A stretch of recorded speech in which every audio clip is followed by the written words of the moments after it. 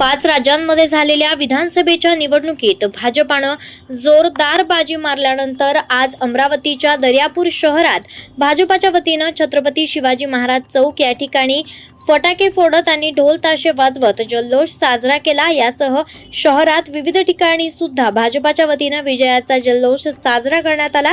यावेळी भाजप पदाधिकारी आणि युवा मोर्चा पदाधिकारी कार्यकर्ते मोठ्या संख्येनं उपस्थित होते।